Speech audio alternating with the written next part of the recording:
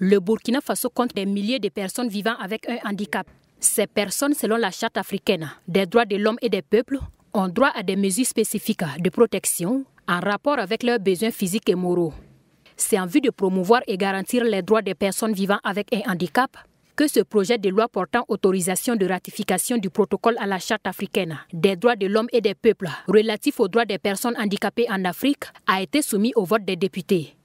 Adopté à l'unanimité, cet accord va permettre au Burkina Faso de renforcer son dispositif juridique en matière d'inclusion des personnes handicapées dans la vie socio-économique et politique et de confirmer son engagement pour la promotion et la protection de cette frange de la population.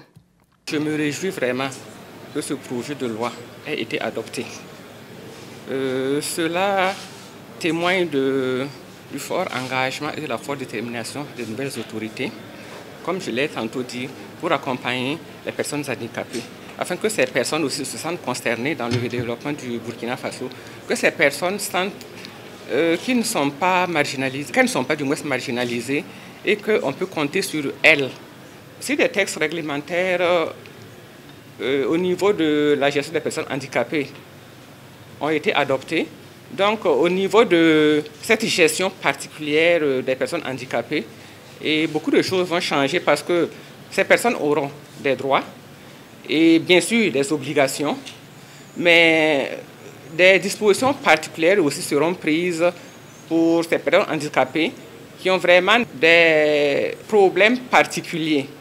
Un autre projet de loi soumis au vote de la représentation nationale, c'est celui relatif à l'autorisation d'acceptation de l'accord sur les privilèges et immunités de l'Agence internationale de l'énergie atomique, AIEA.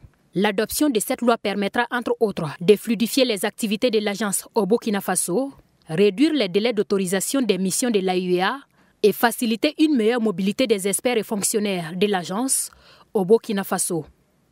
Les fonctionnaires et les experts de l'AIEA effectuent beaucoup de missions au Burkina Faso dans le cadre de la coopération. Et souvent, des difficultés sont constatées au niveau de la lenteur administrative sur certains aspects. Donc avec l'adoption de ce projet de loi, les missions seront effectuées plus facilement. Donc ça ne sera pas des gestions ponctuelles, mais ça sera une gestion définitive. Et je me réjouis aussi de l'adoption de ce projet de loi qui va maintenant renforcer la coopération entre le Burkina Faso et l'AIEA. Était également à l'ordre du jour de cette plénière le projet de loi portant autorisation de ratification de l'accord établissant la Banque de développement Shelter Afrique.